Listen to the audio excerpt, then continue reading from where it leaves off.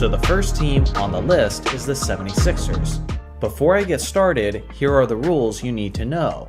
To build each franchise's ultimate team, I will be picking a starting 5, a second unit representing each position, and then 3 additional rotation players at any position I choose. In total, there will be 13 roster spots. It's worth mentioning that I will not simply be building these teams based on how talented each player is, but I'll also be factoring in how well these players would do together as teammates. So without further ado, let's get into it.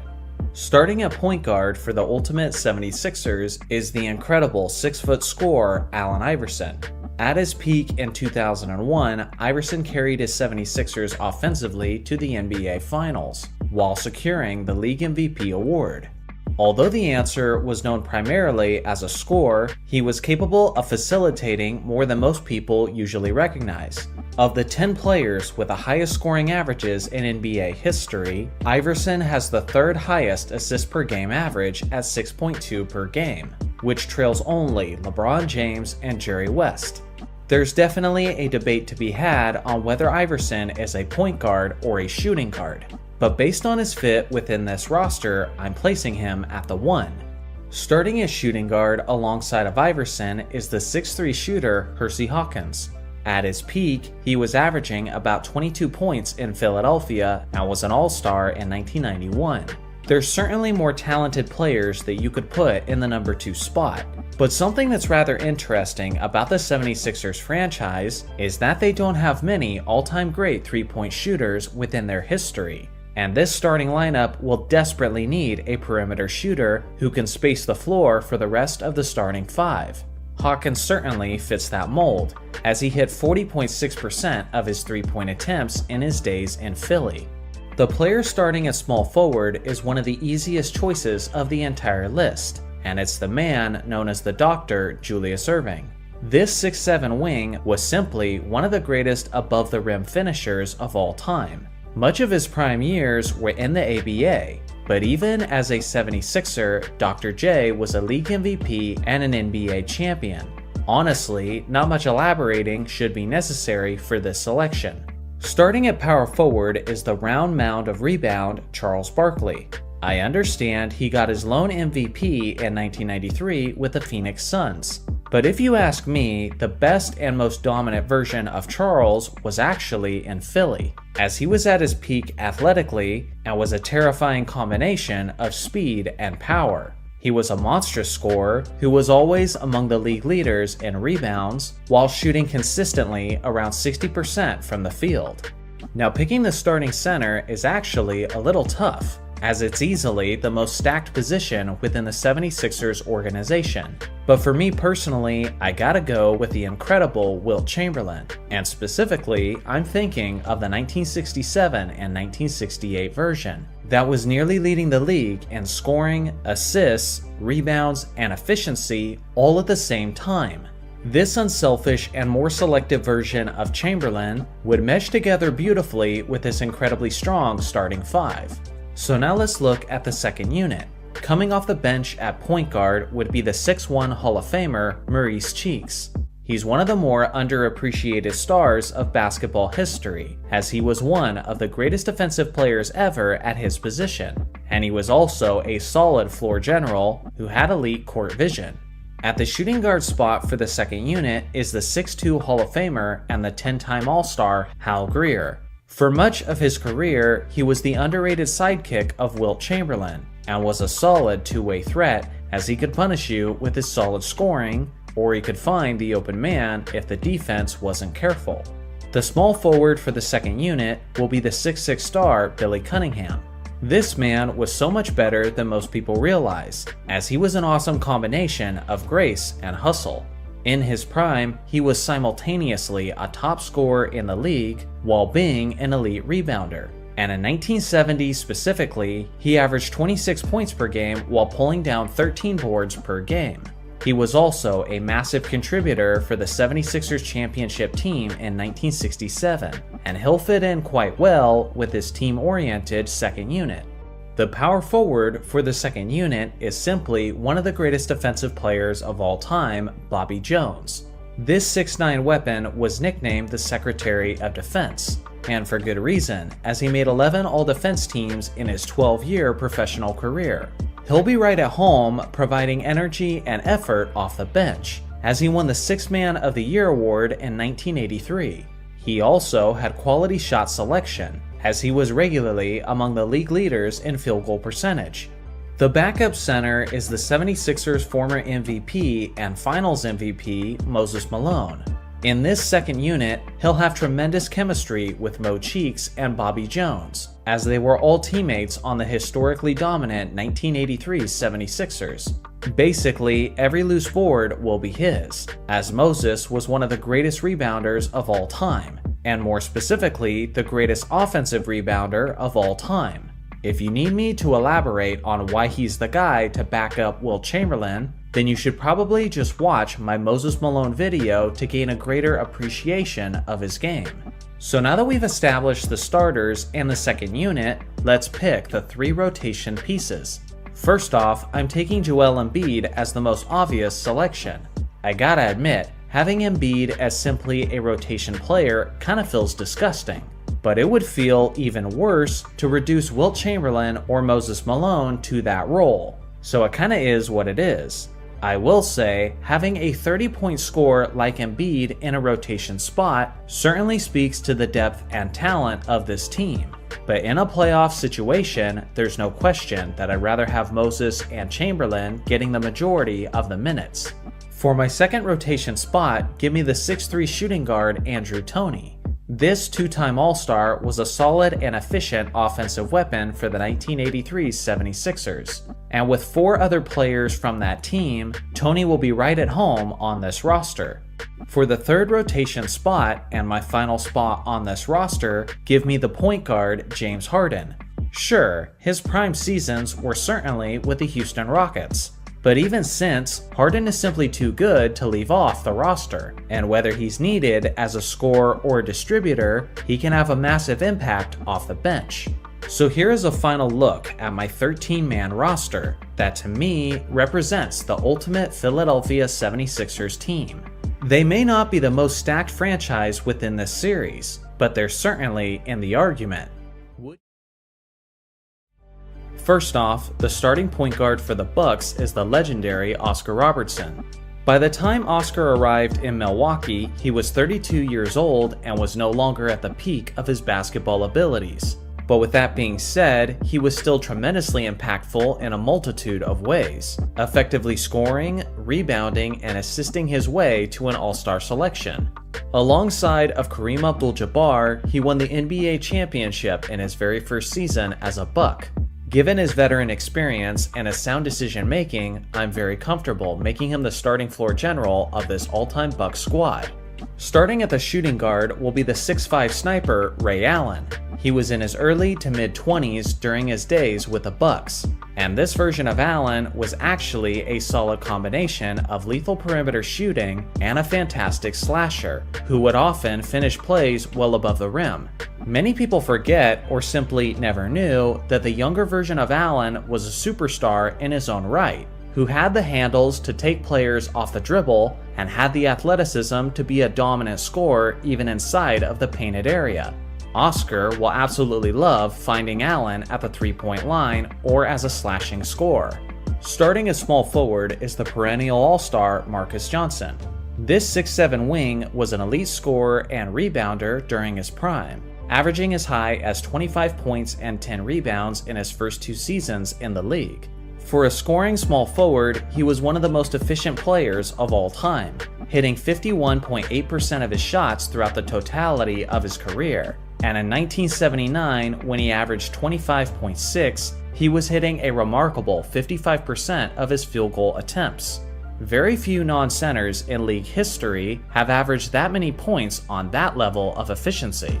Without question, his bread and butter was his mid-range jumper, but he was also fantastic at finishing at the rim through the contact.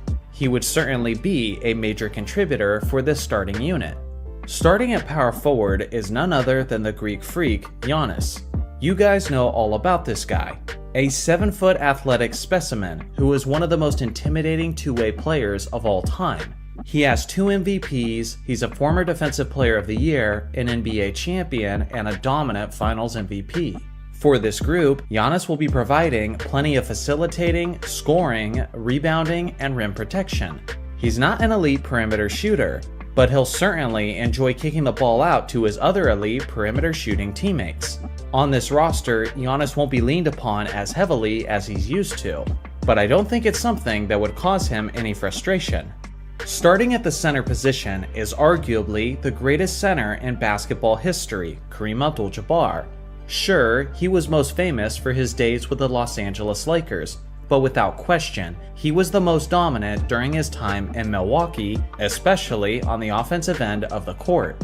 Obviously, this 7'2" MVP was one of the greatest centers of all time, as he was equipped with arguably the most unstoppable signature move ever, the skyhook shot. He was also a tremendous rim protector and had underappreciated quickness. At his individual best in 1972, he averaged nearly 35 points, over 16 rebounds, and nearly 5 assists, while being one of the most efficient players in the entire league. As a championship winner alongside of the great Oscar Robertson, he'll have an extra bit of chemistry with the starting point guard of the squad. Moving on to the second unit, the backup point guard will be the all-time great perimeter defender, Sidney Moncrief. Now Moncrief may be seen to some as a 2-guard rather than a 1, but he does have experience playing both positions well, and based on the roster needs of this unit, he'll be a better fit at point guard. Only one guard in NBA history has won the Defensive Player of the Year multiple times, and that is the 6'4" Moncrief. With that being said, you would be a fool to think that he could only play defense. On offense, he was a solid facilitator and a pretty reliable scorer, usually getting around 20 points per game on over 50% shooting. If Oscar or Allen are ever struggling with their defensive assignment in the starting unit, then Moncrief will be an impeccable substitution.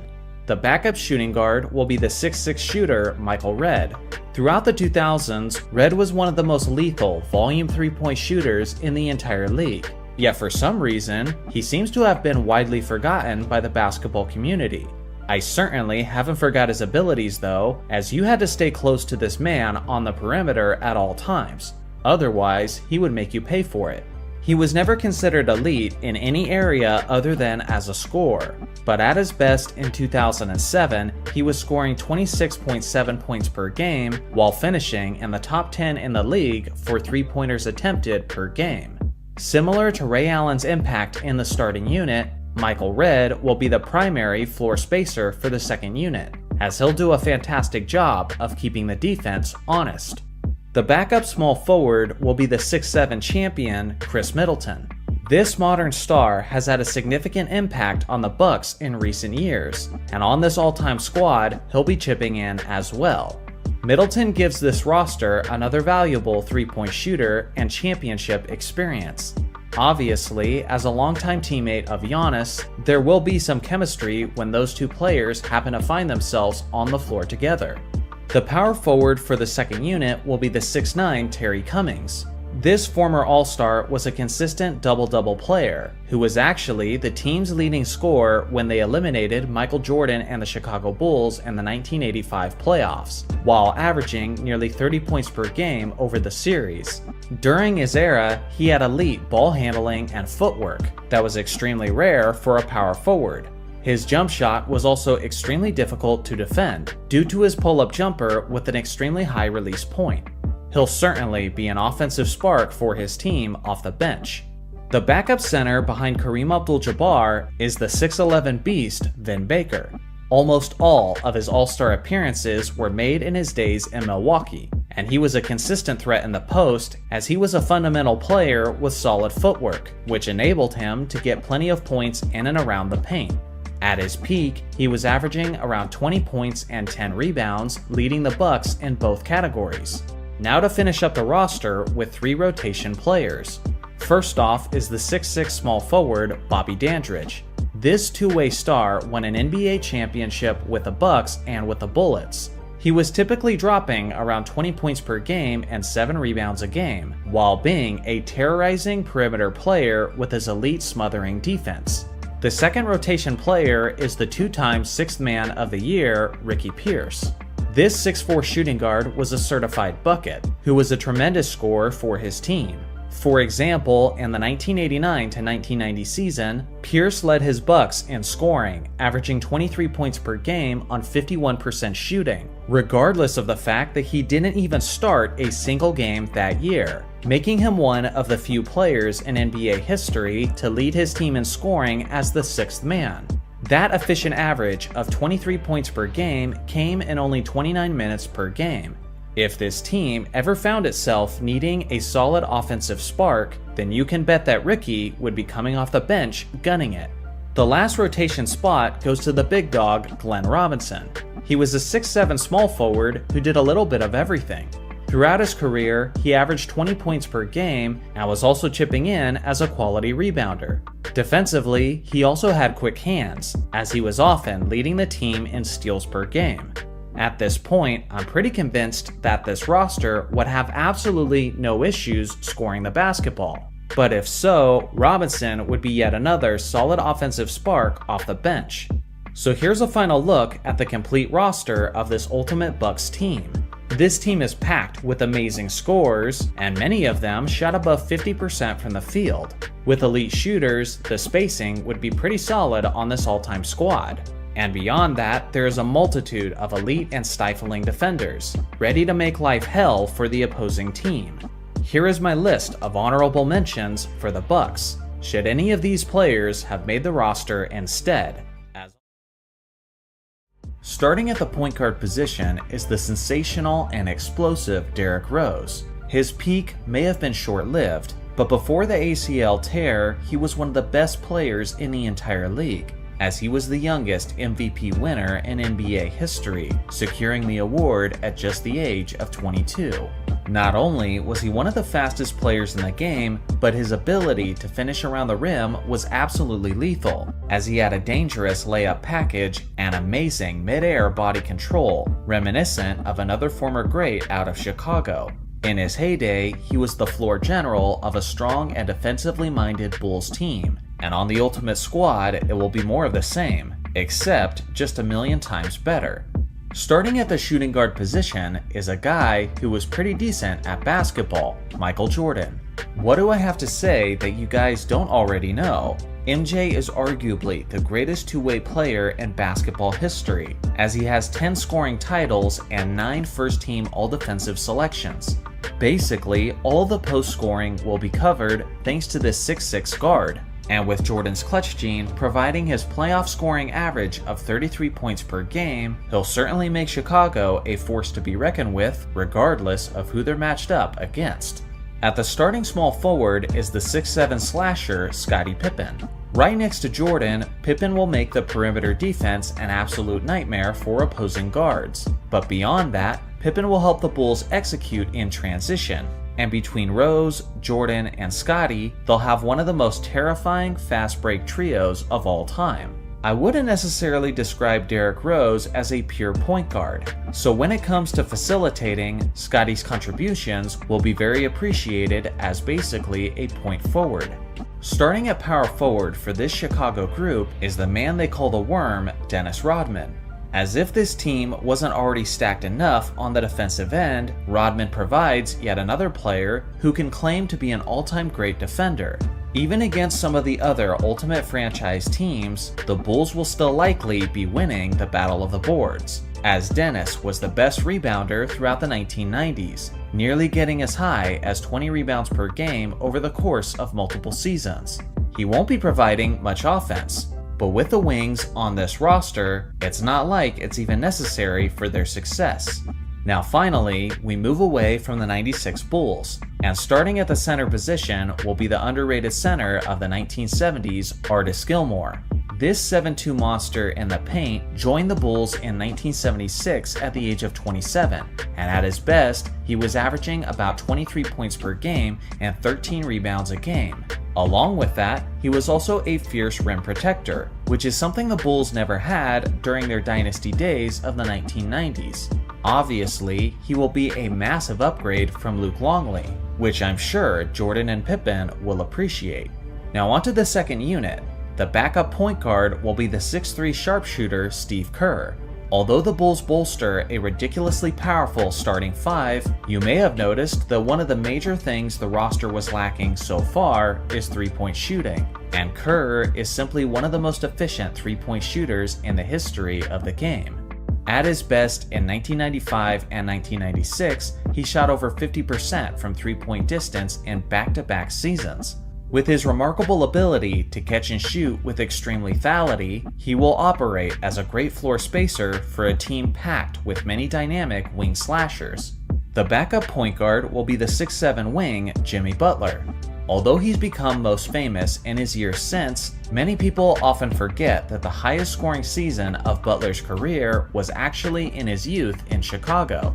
In 2017, he actually averaged 24, 6, and 5 while hitting nearly 37% of his three-point attempts, which will be pivotal to this team. Jimmy Butler being the substitution for Michael Jordan basically means that opposing defenses will never be able to relax at any point of the game. The backup small forward is the 6'5" scorer DeMar DeRozan. He's only been with the Bulls for the last couple of seasons, but in that time, he's been an elite weapon offensively, averaging a career-high 27.9 points per game in 2022. If for some reason Scottie is struggling offensively, DeRozan will be a massive charge to the offense off the bench. The backup power forward will be the 6'8" star from the 1970s, Bob Love.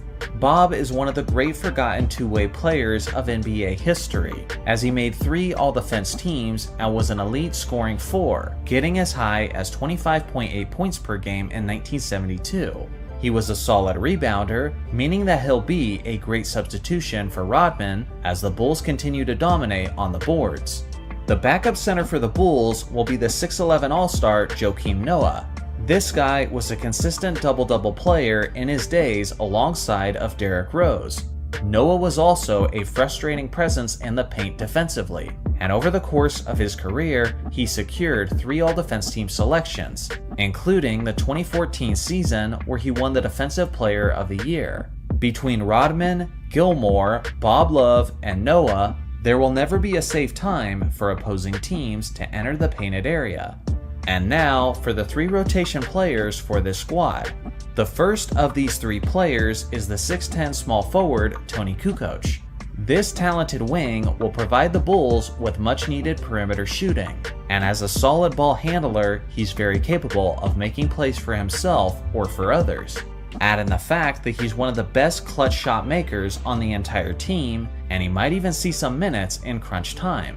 The second rotation player is the 6'10" power forward Horace Grant.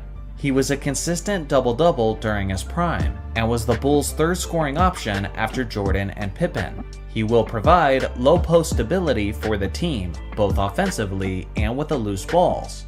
The third rotation spot, and the final spot on this roster, goes to the 6'3" shooting guard Ben Gordon. This guy was an absolute bucket in his prime, consistently averaging around 20 points per game. He was an elite three-point shooter who made 40% of his attempts over the course of his career. He would usually take his game to another level in the postseason, which will be an added bonus to this team of postseason regulars. So here's a final look at the complete roster of this Ultimate Bulls team. Obviously, you have some of the greatest players of all time on this roster, but I gotta admit, the one major scary theme about this squad seems to be their suffocating defense, as both units provide some intimidating two-way threats. Here is my list of honorable mentions for the Bulls. To be honest, picking the final 3 roster spots for this group was extremely tough, considering the quality of ballers who are still left on the board. Starting at the point guard position is the 6-foot, 4-time All-Star Mark Price. In the late 80s and early 90s, this guy was so ahead of his time, as he was a very efficient dual threat in terms of his scoring and facilitating. During his prime, he was among the league leaders in assists per game, getting as high as 10.4 in 1991. The part I personally remember him for the most is his elite shooting all over the court. Several players get praised for having single seasons of 50-40-90 percentages, but then there's Mark Price, who was just a few ticks short of 50-40-90 splits for his entire 12-year career. With his incredible handle and with his remarkable pull-up three-point jumper, he was really similar to Steph Curry stylistically and in terms of his skills. I'm very confident that he should be the floor general of this Ultimate Cavs group. Starting at shooting guard is the elite 6'2" scorer, Kyrie Irving. I understand that technically, Kyrie is usually recognized as a 1 instead of a 2. But the thing is, Kyrie has spent some time in his career at the shooting guard position, and Price and Irving are both so good in their own right that you kinda need them starting on the floor together. At the shooting guard spot, Kyrie will be able to focus on doing what he loves most, getting buckets. And with this backcourt, producing points will never be an issue for this starting unit. At small forward is the most obvious choice, maybe ever, LeBron James.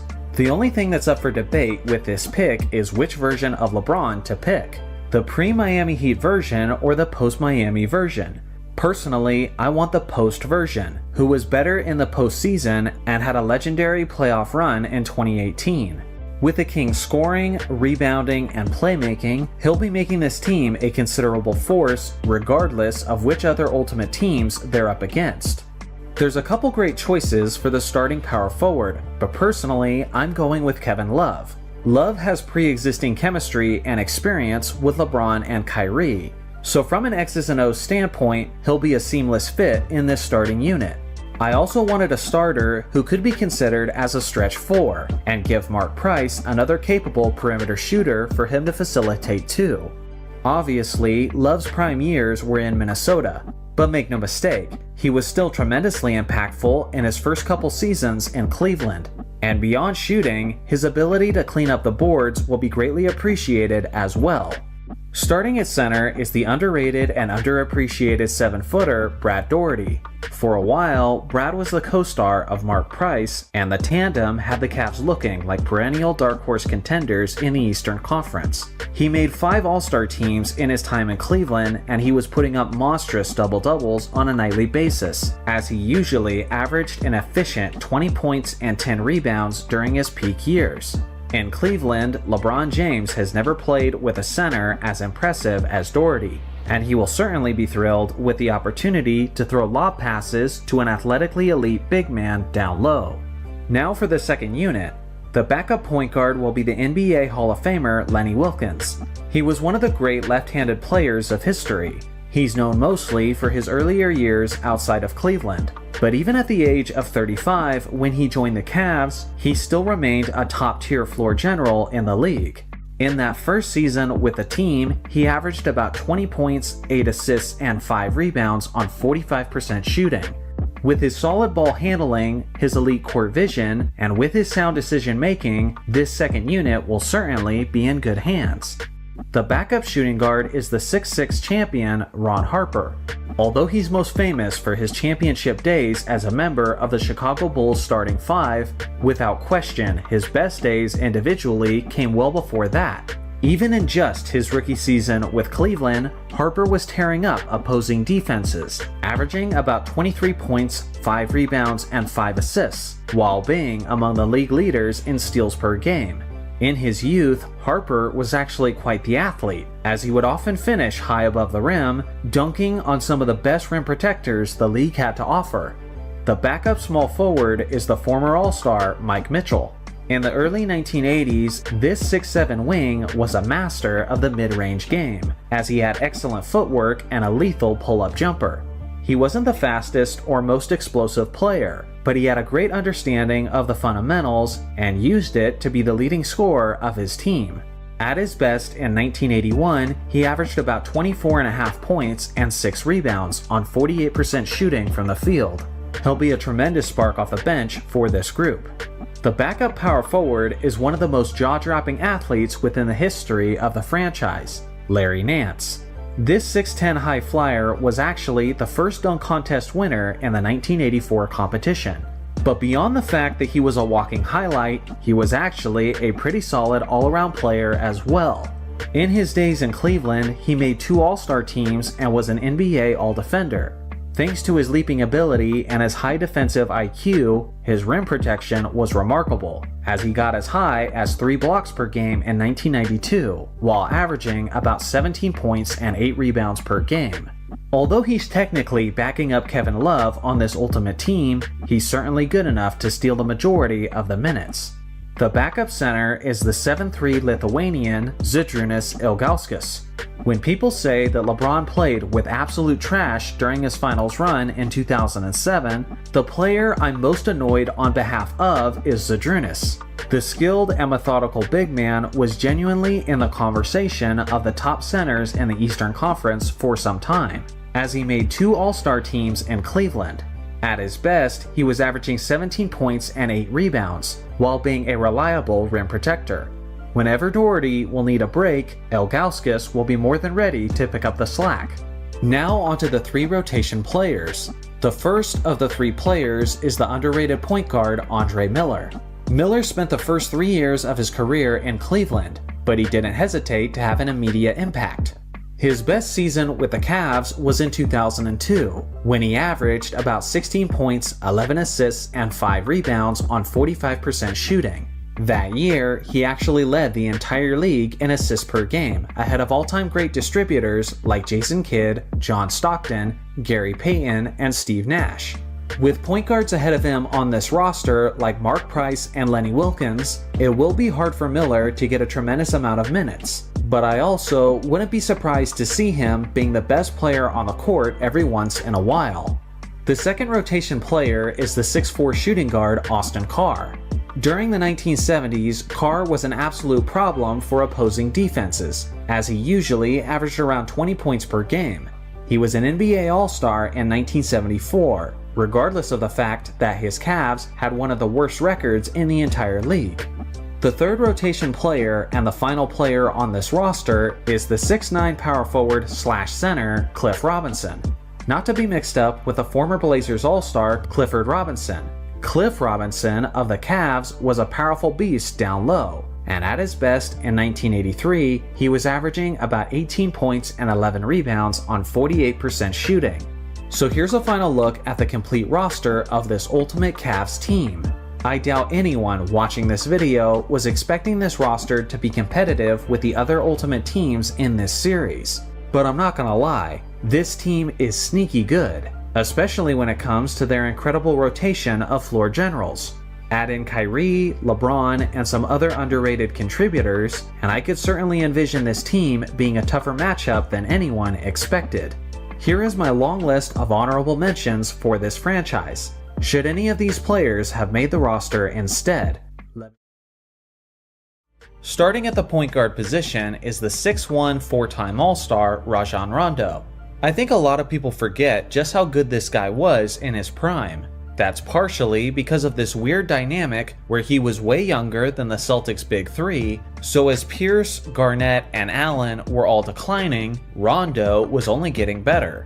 For a few years, he was actually sneaking his way into the conversation of the best point guards in the league, as he led the NBA in assists per game on 3 separate occasions, getting as high as 11.7 in 2012.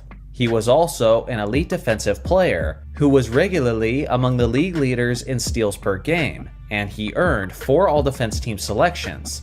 Don't forget how he was one of the most clutch players in the entire league, regularly putting up jaw-dropping stat lines in the playoffs.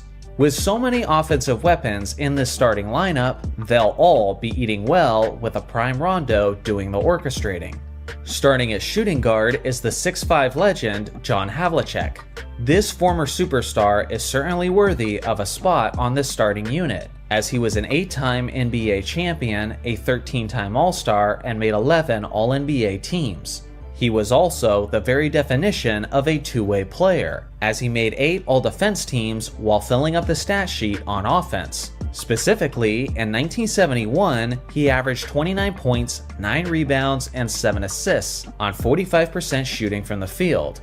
Simply put, he had all-around offensive skills that were way ahead of his time, and Bill Russell often leaned upon Havlicek to carry the offense for the Celtics. He was also quite the clutch performer, and was even the Finals MVP in 1974. Rondo will certainly love feeding this legend the basketball on a frequent basis. Starting at the small forward spot is, of course, Larry Bird. What is there to say about this legend that you guys don't already know? Bird was excellent at just about everything on the court. He was the epitome of efficient, as he was regularly getting around 50-40-90 percentages. He was an elite scorer, he was an all-time great rebounder, he was one of the greatest passing forwards in NBA history, and he was an underrated defensive player, making 3 All-Defense teams, including 3rd place in the DPOY race in 1983. So far, every single player in this starting unit is basically the definition of clutch, which shouldn't be totally surprising considering how many championship banners they have. Starting at power forward is the man they called the torture chamber, Kevin McHale. You could certainly make an argument for a different starting power forward, but due to his chemistry with Bird, I thought he'd be perfect with this group. The 6'10" McHale probably had the greatest footwork for a big in league history by any player not named Hakeem Olajuwon. In the post with his back to the basket, he was nearly unstoppable, and he was ridiculously efficient, as he had the highest single-season scoring average in NBA history for any player who shot at least 60% from the field and 80% from the free throw line. Continuing the theme of this squad so far, he was a remarkable two-way player, as his rumored 8-foot-long wingspan made him an intimidating defensive force in the paint, and because of that, he actually earned 6 All-Defense Team selections in his time in Boston. Starting at the center position is the game's ultimate winner, Bill Russell. As if this team didn't have enough defense already, in comes Bill Russell, who led the league in defensive win shares in 10 out of his 13 seasons. Along with the fact that he was probably the greatest defensive player of all time, he was also a top 3 rebounder, who would regularly dominate the boards thanks to his tremendous strength, IQ, and his world-class leaping ability. He was also a solid passer and a remarkably unselfish team player, which will be fantastic for this ultimate squad, with plenty of talent and plenty of egos. I know this word is getting redundant, but Russell was about as clutch as it gets, as he won all 10 of the Game 7s he participated in, which is a major reason why he got his 11 championship trophies. Now let's move on to the second unit. The backup point guard is the man known as the Houdini of the hardwood, Bob Cousy. This legend from the 1950s and 60s was the mesmerizing floor general of his time. Even with the more restrictive dribbling rules of his era, he had a fantastic handle of the basketball and incredible court vision.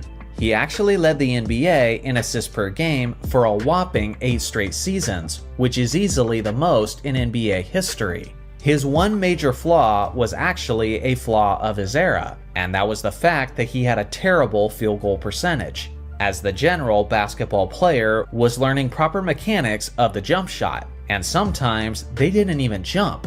Because of this, Cousy would not look to be a scorer in this second unit, but that won't be a concern as he'll have plenty of elite offensive weapons to facilitate too. The backup shooting guard is the Celtics scoring superstar Paul Pierce. When people think of Pierce at his absolute best, they usually think of his Finals MVP performance in the 2008 Finals. But the thing is, that was actually well after his individual prime, as the younger Pierce had much more speed and explosiveness. He got as high as 26.9 points per game in 2006, getting the majority of those points as a one-on-one nightmare for opposing defenders. The Truth will provide this second unit with some all-time great slashing and great three-point shooting, while being a solid go-to option in late-game situations. The backup small forward will be the modern 6'8" superstar Jason Tatum. For any reason, if the ultimate Celtics ever need a scoring spark off the bench, this man will be a lock to provide it, as he was a 30 points per game scorer in the 22-23 season. Alongside of Paul Pierce, second unit defenses will be completely overwhelmed by this perimeter attack. Tatum also gives Cousy another decent three-point shooter to facilitate too, which will be a tremendous help for spacing for this squad. The backup power forward is the one they call the big ticket, Kevin Garnett. This guy will be battling with Kevin McHale for the majority of the minutes at the 4 spot, and McHale will certainly have his hands full trying to keep his starting spot, as Garnett was the Defensive Player of the Year immediately in his first season with Boston. KG will provide a tremendous amount of energy, intensity, and leadership on the defensive end of the floor, but he'll also be making a tremendous impact on the boards.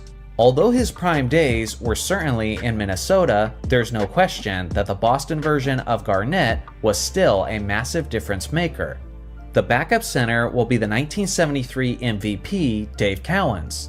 This 6'9" beast was averaging around 20 points and 15 rebounds throughout his prime, as he did a solid job of taking the torch from Bill Russell as the anchor of the team down low. Now on this ultimate unit, he'll be doing more of the same, as he'll be taking over the center position in the rare instances where Bill Russell actually has to go to the bench. In total, Cowens was an 8-time All-Star with the Celtics, and he made 3 All-Defense teams, further bolstering this team's greatest strength. Now, onto the 3 rotation spots. And let me tell you, narrowing down these 3 final roster spots was incredibly difficult. The first rotation spot goes to one of the greatest shooters of all time, Ray Allen. I absolutely hated the fact that Allen wasn't a starter or in the official second unit. But if anything, that just speaks to the ridiculous depth of the wings for the ultimate Celtics. If there's ever a time where Boston is desperate for effective perimeter shooting, then Allen will come into the game absolutely gunning it. He'll always be an option whenever the team is looking for ways to open up the floor and create more scoring opportunities. The next rotation player is the 6'4" shooting guard Sam Jones. Imagine winning 10 championship rings as often the #1 scoring option on your squad, yet you're reduced to a rotation spot on the ultimate squad. That is the depth of this Celtics team. Jones was so far ahead of his time, as he had a smooth pull-up jumper and absolutely loved to run the pick and roll with Bill Russell. On several occasions, Jones would explode for 50-point games in the playoffs, which allowed the all-time great Bill Russell to focus all of his energy on defense and rebounding. On a team that has no shortage of defense, Jones will be a massive boost of offense off the bench. The last rotation spot goes to the 9-time All-Star Robert Parrish. This 7'1" star was a pivotal part of the Celtics dynasty in the 1980s. At his best in 1982, he was averaging nearly 20 points and 11 rebounds, and thanks to his consistent contributions, he was able to win 3 championship rings with the team. He's gonna have a hard time finding minutes with Bill Russell and Dave Cowens ahead of him, but with a few opportunities he'll get, the painted area will be in good hands. So here's a final look at the complete roster of the ultimate Celtics team. The defensive strength on this roster is utterly terrifying, and the IQ and experience on this team is insane as well, as they're loaded with winners and clutch performers. When it's all said and done, this may just be the greatest ultimate team of them all, but we'll have to finish this series before anything becomes official. Here is my long list of honorable mentions for this franchise. I gotta admit, it kinda makes me sick to my stomach that guys like Dennis Johnson and JoJo White had to be left off the roster. But seriously, who the hell was I supposed to replace? It's simply a near impossible roster to happily finalize. Starting at the point guard position is arguably the greatest point guard to never win a championship, Chris Paul. Although I believe his best days were in New Orleans, CP3 was still an absolute problem in his time in Los Angeles, and at his LA peak in 2014, he was simultaneously leading the league in assists and steals. He's one of the all-time great two-way point guards, as he had a ridiculously high offensive IQ while being a frustrating nuisance for opposing floor generals. Considering the incredible talent he'll be playing with on this ultimate squad, Paul will probably get a major bump in assists per game just off of the lob passes alone. Starting as shooting guard is the 6'8" wing, Paul George. Just like Chris Paul, PG-13 will be an impactful player on both ends of the court, as he is an athletically gifted scorer but also made 4 all-defense teams throughout his career. In his career with the Clippers, he's been shooting about 39% from three-point range, on nearly 8 attempts per game. Whether it will be his thunderous slams or his wide-open three-point attempts, he'll be a consistent recipient of Chris Paul's elite facilitating. Starting at small forward is the two-time champion Kawhi Leonard. Getting him on the floor healthy may be difficult at times, but when he's out there, he's one of the premier superstar players within the league. Between CP3, Paul George, and Kawhi, the Ultimate Clippers will have one of the most intimidating perimeter defenses within this entire series. And then on offense, Kawhi will enjoy the less defensive attention, thanks to his starting supporting talent. At his Los Angeles best in 2020, he was averaging about 27 points, 7 rebounds, and 5 assists on 47% shooting. On top of that, he's been completely lethal from three-point range, hitting 40% of his three-point shots since he joined the Clippers. Starting at power forward is Chris Paul's favorite lob recipient, Blake Griffin. The 6'9" Griffin was an absolute beast in his early 20s with the Clippers, as he quickly established himself as one of the most explosive above-the-rim finishers in NBA history. As this roster is currently panning out, opposing rim protectors will never be safe. At Griffin's best in 2014, he averaged about 24 points and nearly 10 rebounds on 53% shooting. The pre-existing chemistry with Chris Paul will certainly work in his favor, and with the combination of Leonard and George drawing more attention, Griffin will have some of the most open lanes to the rim that he's ever seen. Starting at center is one of the 75 greatest players of all time, the 6'9" Bob McAdoo. Technically, he was a member of the Buffalo Braves before they became the Clippers. For a few years in the 1970s, he was actually rivaling Kareem Abdul-Jabbar for the title of the best player in the NBA. He was the league MVP in 1975, and he actually won 3 straight scoring titles from 1974 to 1976. At his individual best in 1975, he averaged over 34 points and 14 rebounds on 51% shooting, and he did this with his remarkable mid-range artistry. With his stellar footwork and with his smooth jump shot, McAdoo will be the leading offensive star for this all-time group. Now let's go to the second unit.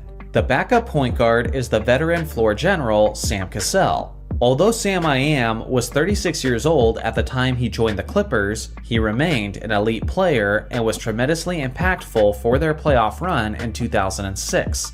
That season, he averaged 17 points, 6 assists, and 4 rebounds on 44% shooting. As a dual threat, and with his championship experience, he'll be a quality orchestrator for the second unit. With the tremendous weapons at his disposal, Cassell will have one of the most productive assists per game seasons he's ever experienced. The backup shooting guard is the 6'2" gunner, World B. Free. This guy was extremely dangerous when he got hot, and at his peak in 1980, he averaged 30 points and 4 assists on 47% shooting. Coming off the bench, he'll be not just an offensive spark, but an offensive inferno, as he was a quick guard with a remarkable change of pace. From an efficiency standpoint, he was also pretty reliable as a three-point shooter, which will naturally create more floor space to operate for the second unit. He had the confidence in his jumper to pull up from just about anywhere on the court, and that will be a nice addition to this mostly defensively minded team. The backup small forward will be the man known as the human highlight film, Dominique Wilkins. He didn't spend a tremendous amount of time in Los Angeles after he was traded there, but in his short 25-game stint with the Clippers at the age of 34, he averaged a monstrous 29 points and 7 rebounds on 45% shooting. This was after his Achilles tear, but right alongside of the great Kevin Durant, he had one of the greatest comebacks from an Achilles injury that the league has ever seen. Despite his age and injury history, Wilkins still retained much of his explosiveness from his youth. And with great passers like Chris Paul and Sam Cassell on the roster, Dominique will be a dangerous threat in transition and when slashing to the basket.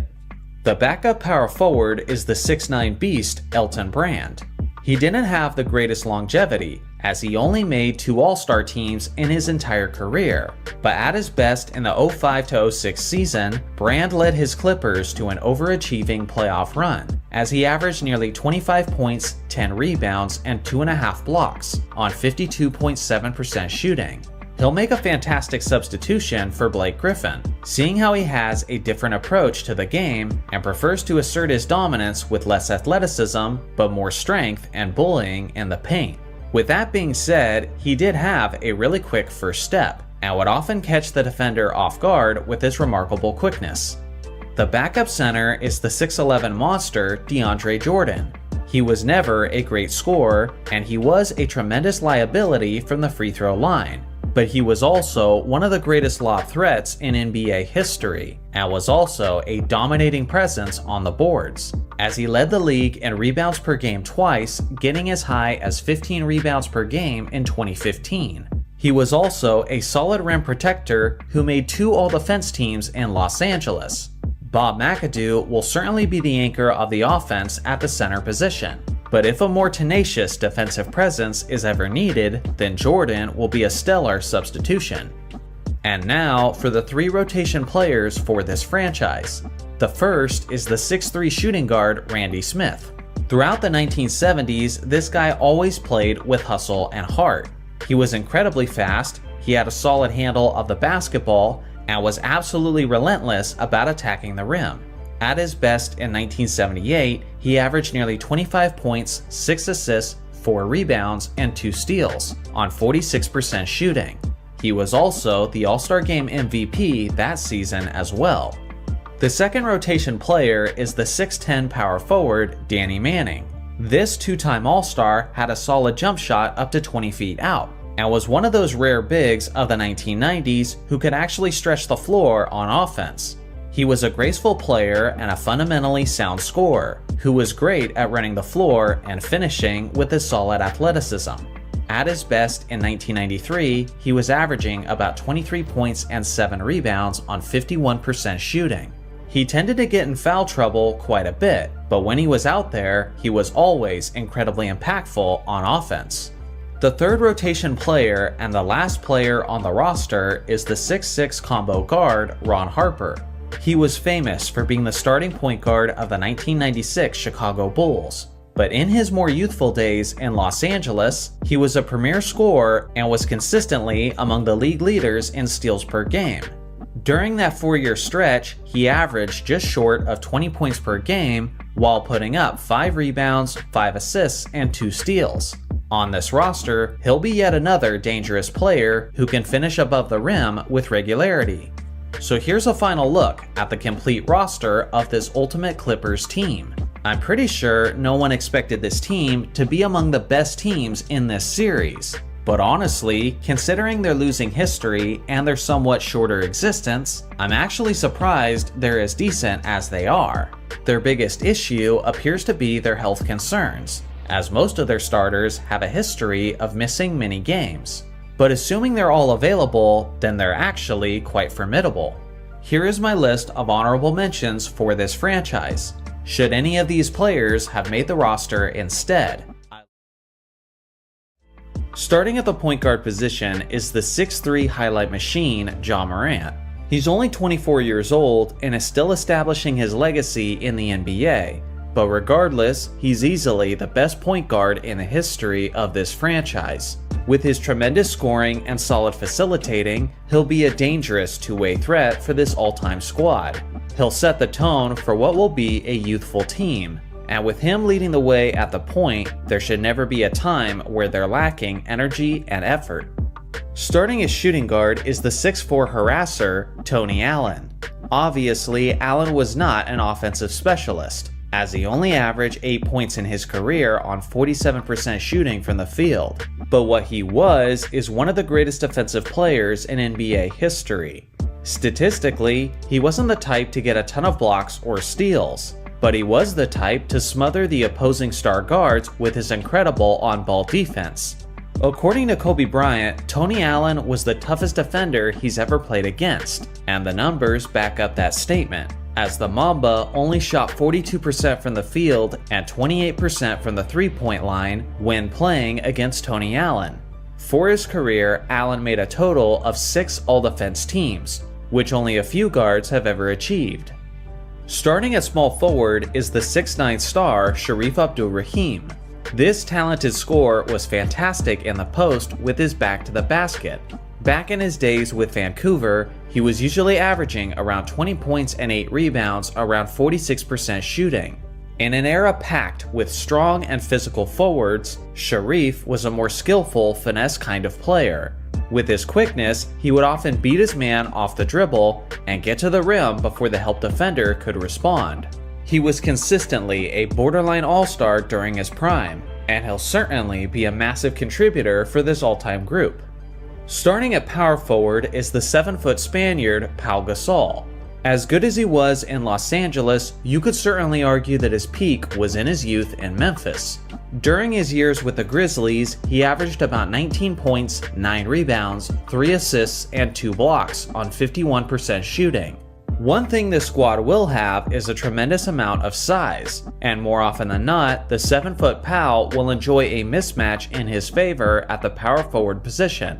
With his tremendous skills and with his reliable mid-range shooting, he'll be one of the key factors for the potential success of this group. Starting at center is the brother of Pau, Marc Gasol. This 6'11" big man was extremely similar to his starting brother, but although Pau was slightly more skilled offensively and had more moves in his bag, Marc was certainly the more formidable defensive player, and his rim protection will be vital to this team's chances. He was a 3-time All-Star during his time in Memphis, and he was the League's Defensive Player of the Year in 2013. Although he was second to Pau, Marc was still a very capable scorer in his own right, as he averaged as high as 19.5 points per game in 2017. This brother combo won't necessarily be punishing any defenders physically, but at the very least, the interior defense will have to be on alert at all times, with these two crafty Grizzlies doing work. Now let's move to the second unit. The backup point guard will be the 6'1" veteran Mike Conley. When he relieves Ja Morant off the bench, he'll certainly be a change of pace, as Conley relies less on his athleticism and more so on a solid offensive IQ and a sound decision making. He's a much slower, methodical player who will do an excellent job of leading the offense for the second unit. Back in 2017, he was averaging 20 points and 6 assists on 46% shooting, and an elite 40.8% from three-point range, which is key for this team considering the fact that they've been pretty lacking in the perimeter shooting up to this point. He's also a reliable defensive guard, as he made the NBA's All-Defense team in 2013. The backup shooting guard is the 6'8" sniper Mike Miller. I feel like this guy is better than most people remember. Miller was a part of the super team Miami Heat with LeBron, Wade, and Bosh, but at that point, he was just a shell of what he once was. During his best years in Memphis, he won the Rookie of the Year and the Sixth Man of the Year in 2006. Simply put, he was one of the most dangerous shooters in the entire league, and specifically in the 06-07 season, he averaged 18 points, 5 rebounds, and 4 assists on 46% shooting. He also had the third highest average in the league for three-pointers attempted per game, while hitting a stellar 40.6% of his attempts. His ability to spread the floor will be a massive help to this roster, and it might even earn him some extra minutes with the starters. The backup small forward is the tremendously talented Rudy Gay. This 6'8" scorer had a fantastic handle on the basketball and was remarkable in isolation situations. He was tremendously athletic with an impressive vertical leap, and if you were not careful as a defender, he may just emphatically posterize you with a thunderous slam. With his ability to create good looks for himself, Rudy was a fantastic option in late game situations and hit quite a few clutch shots during his career. At his best in 2008, he averaged 20 points and 6 rebounds on 46% shooting from the field.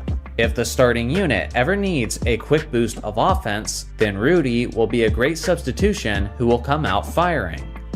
The backup power forward is the 6'9", 250-pound beast, Zach Randolph. Honestly, it kinda pained me to leave this guy out of the starting unit. But with the Gasol brothers holding down the positions in the paint, he'll just have to be the best player off the bench. Zebo was a low-post machine who could use his strength to back down players at will, and had a tremendously soft touch with his mid-range jumpers. He was a two-time All-Star in Memphis, and at his best in 2011, he averaged 20 points and 12 rebounds on 50% shooting from the field. If a finesse approach isn't working for either of the Gasol brothers, then Randolph will be the appropriate substitution with a meaner approach. The backup center is the modern-day defensive dynamo Jaren Jackson Jr. He only recently turned 24 years old, yet he's already a Defensive Player of the Year winner, he's made 2 All-Defense teams, and he's led the league in blocks per game twice, getting as high as 3 in the 2022-2023 season. Considering his elite ability to protect the rim, he'll probably be eating well into the Gasol brothers' minutes. Especially when Marc Gasol and Jackson are out on the floor together, opposing teams are going to have a stressful time trying to score in the paint. Now for the 3 rotation players. The first is the 6'1" point guard Mike Bibby. In his time as Vancouver's floor general, Bibby was a reliable dual threat who could pull up and drain jumpers from anywhere on the court.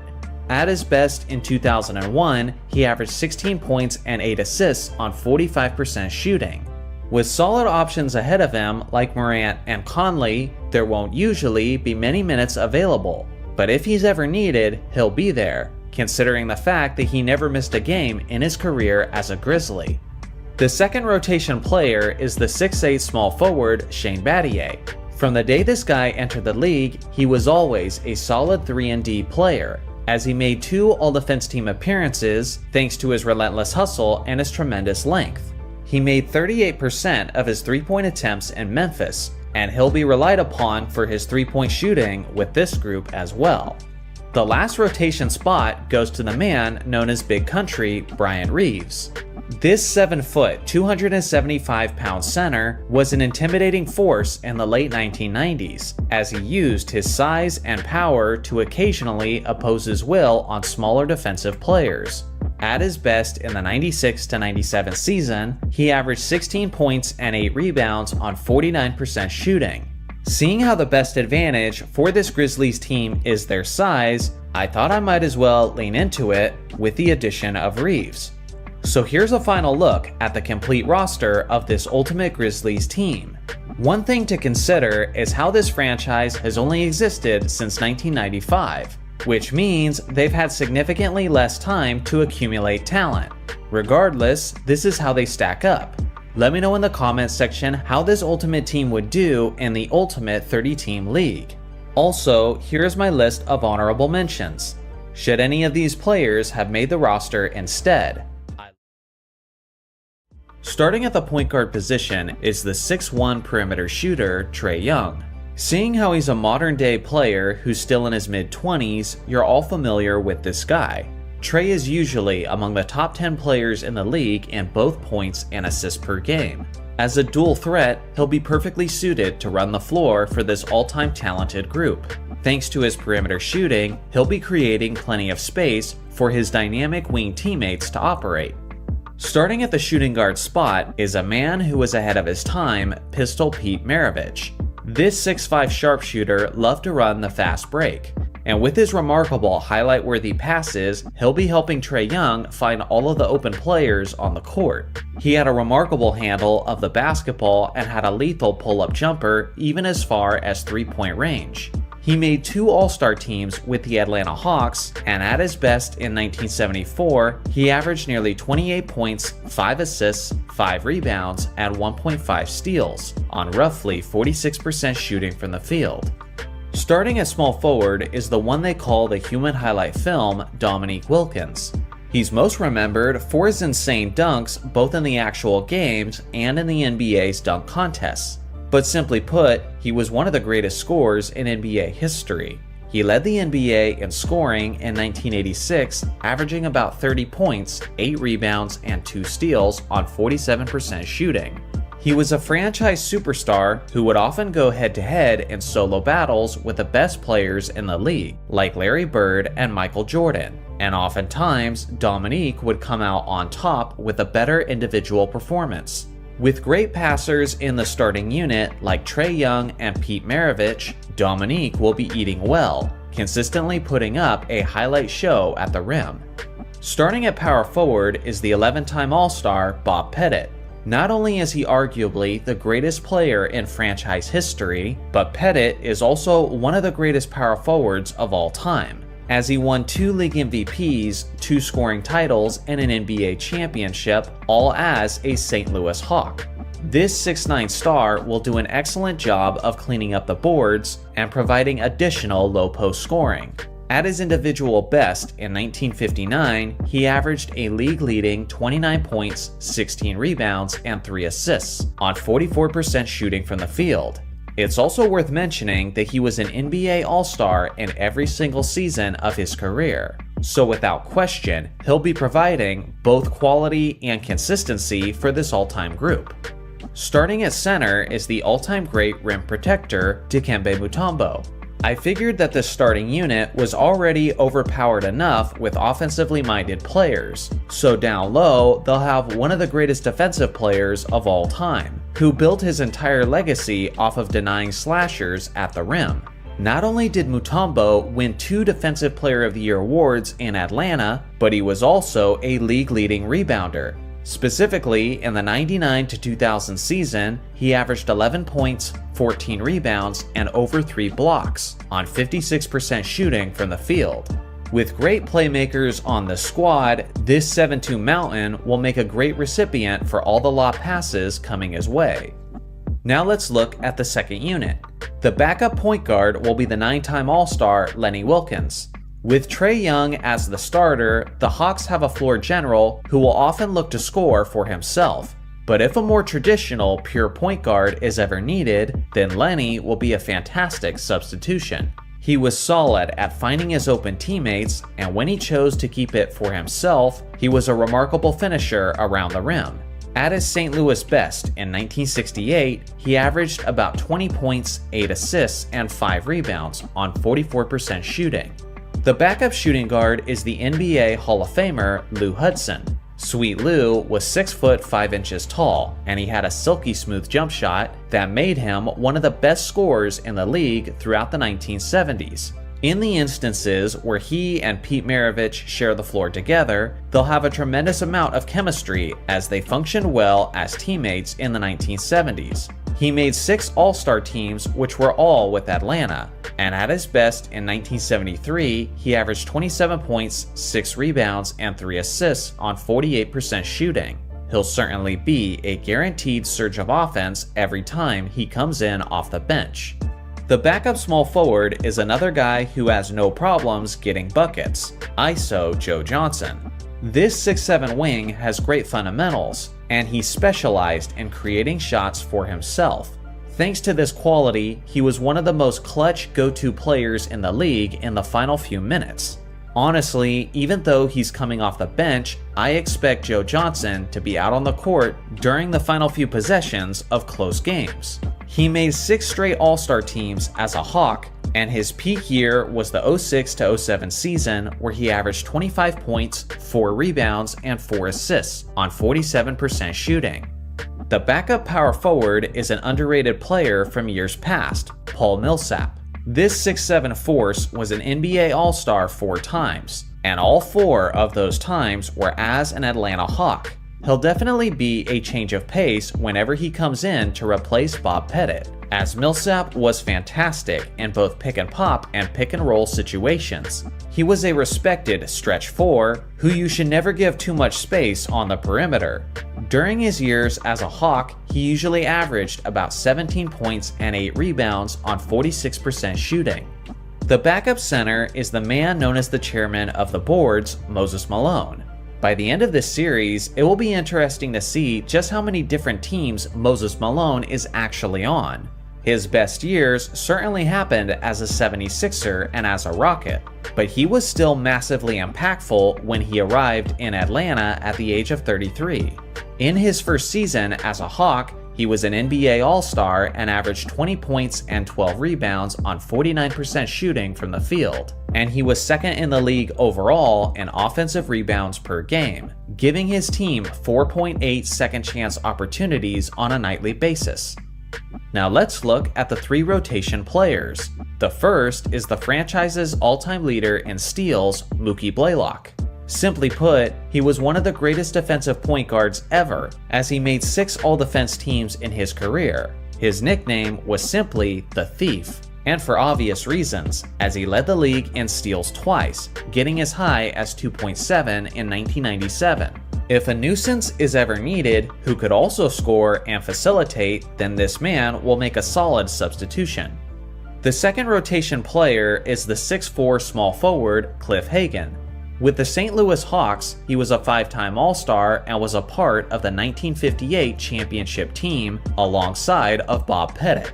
When he's on the court, he'll certainly be adding a more old-school style, as his go-to shot throughout his career was his reliable hook shot. At his best in 1960, he was averaging about 25 points, 11 rebounds, and 4 assists, while hitting over 46% of his shots, which was ridiculously high for a small forward during that era. The last rotation player is the 6'9" center, Al Horford. He's a quality player who made 4 All-Star teams in his time in Atlanta. He'll be a decent scoring option who can help rebound and spread the floor.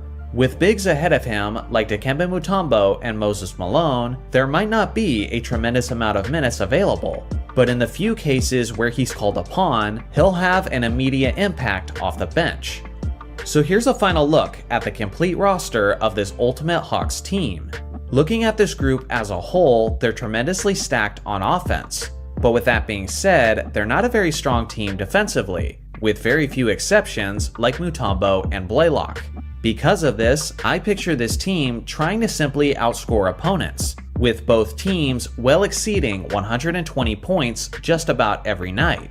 Do you think this team will make the Ultimate Team playoffs when we eventually run the simulation on NBA 2K? Let me know below. Also, here is my list of honorable mentions. Should any of these players have made the roster instead? Now, in case you didn't know, the Charlotte Hornets and the New Orleans Pelicans have an extremely complicated history. The original Charlotte Hornets were established and first began playing basketball in the 1988-89 season. For nearly a decade and a half, the Hornets competed in Charlotte. But in 2002, the organization relocated to New Orleans due to low attendance in the initial location. For years, this franchise was known as the New Orleans Hornets, but they did spend a short period of time as the Oklahoma City Hornets due to the damage that was caused by Hurricane Katrina. After some time, they returned home and remained as the New Orleans Hornets. But in 2013, the team rebranded and became the New Orleans Pelicans, which is what this organization is to this very day. The entire left side of this column has this as their franchise history. Now in the right column, you have a new Charlotte expansion team that began playing basketball in 2004. This new, completely different organization was able to establish itself in Charlotte because of the void left by the Hornets after they relocated to New Orleans. Now here's where things get really interesting. After the New Orleans Hornets in the left column became the New Orleans Pelicans, the Hornets name and logo were now up for grabs. So in 2014, the Charlotte Bobcats rebranded and became the Charlotte Hornets. So as you can see in these two columns, these are two separate organizations with two different owners and with two different histories. Yet, at different points, each of these organizations were known as the Charlotte Hornets. Because of this, all-time great Hornets players like Alonzo Mourning, for example, will not actually be in this Hornets video, but rather in the Pelicans video, since that is the organization that was once that Hornets team. I know, it feels gross and it's super confusing, but to me, this is the best way to break down these ultimate teams based on the actual franchises they played for. In today's video, this column is the organization we're discussing. Starting at the point guard position is the 6'1" bucket getter, Kemba Walker. A lot of people forget just how skilled this guy was at his best, as he was a shifty guard with a lethal step-back jumper. During his prime, he was one of the most clutch shot makers in the entire league. At his apex in 2017, he averaged 23 points, 5 assists, and 4 rebounds on 44% shooting. He may not be one of the strongest point guards in this Ultimate Team series, but regardless, you'll have to respect his abilities as he can get extremely hot in a hurry. Starting at shooting guard is the solid combo guard Terry Rozier. This 6'1" shooter will be a solid perimeter threat for this team, and will help keep the defenses honest as he spaces the floor with his respectable sniping. With Walker and Rozier as the starters, size will not be on their side. But as quick guards who can shoot from just about anywhere on the court, defenses will have to stay alert at all times. At his best in the 20-21 season, he put up averages of 20 points, 4 assists, and 4 rebounds on 45% shooting. Starting as small forward is the 6'7" high flyer, Gerald Wallace. During his career, this guy did a little bit of everything, and that's exactly what he'll be doing for this ultimate squad. He was a pretty capable scorer, but beyond that, he was also one of the best rebounding small forwards in the entire league. He was also an elite defensive player who made an NBA All-Defense team, was a steals champion, and was usually among the league leaders and blocks at his position. At his peak in 2010, he averaged 18 points, 10 rebounds, and 1.5 steals on 48% shooting. Starting at the power forward position is one of the top players in franchise history, Emeka Okafor. This former Rookie of the Year winner was a walking double-double during his athletic peak. As a 6'10" tower, he was usually starting at the center position. But with that being said, he did spend a significant amount of time at the 4 spot. And with his ultimate team specifically, I thought they'd work well with a twin tower approach. Starting at center is the capable big man, Al Jefferson. During his peak with the team, Jefferson was a 2010 guy on a nightly basis, who could use his size and strength to impose his will on opposing defenders. With Okafor by his side, these two will be cleaning up the paint and filling up the box score with the boards. Running the floor for the second unit will be the 6'7" point guard LaMelo Ball. Even at such a young age, he's already established himself enough to be the first man off the bench for this ultimate squad. As a dangerous dual threat, he'll be causing tons of havoc for opposing defenses the instant he enters the game. His best season came in 2022, and that year he averaged 20 points, 8 assists, and 7 rebounds on 43% shooting. The shooting guard for the second unit is the solid scorer Steven Jackson. This large 2-guard makes a solid substitution as he can get buckets in a hurry with his aggressive offensive mentality. He was also an above-average passer who will keep the ball movement flowing smoothly with the second unit. At his best with Charlotte in 2011, he put up numbers of 18 points, 4 rebounds, and 4 assists on 41% shooting. The small forward for the second unit is the former dunk contest champion, Jason Richardson. He's most famous for his time in Golden State, but during his days as a Bobcat, Jason was one of the top scorers on the team. Obviously, he was a fantastic slasher and a great finisher around the rim, but Richardson was also a solid spot-up shooter who could help space out the floor for the second unit. In the 2008 season, he put up numbers of 22 points, 5 rebounds, and 3 assists on 44% shooting and 41% from three-point range. The backup power forward is a more recent contributor, Miles Bridges. At this point in his career, he's still a young, developing player within the league. But with that being said, he's still a player who's ready to have an immediate impact whenever he comes off the bench to relieve Okafor, whether it be with his rebounding or with his reliable scoring. The backup center is the remarkably strong athlete Dwight Howard. Although he had lost significant steps since his prime days in Orlando, and although his tenure in Charlotte was short, Dwight still managed to have a significant impact that most teams would love to have on both ends of the court, as he was frequently putting up double-doubles as a Hornet, while doing his usual solid job of protecting the rim. Now on to the 3 rotation players. The first is the quality floor general Raymond Felton. With players ahead of him like Kemba Walker and LaMelo Ball, Felton might have a difficult time finding many minutes. But one thing about those other guards is that they typically tend to look to score for themselves, and a player like Felton could provide a more slowed down traditional approach if that's what's needed at any time during the game. The second rotation player is the proven veteran champion Boris Diaw. Although this 6'8" forward spent time with championship contenders like the Phoenix Suns and the San Antonio Spurs, his best production on an individual level actually came from his time as a Charlotte Bobcat. As a solid system player who's an above-average passer and can also knock down shots when he's open, he'll have a decent impact for this team off the bench.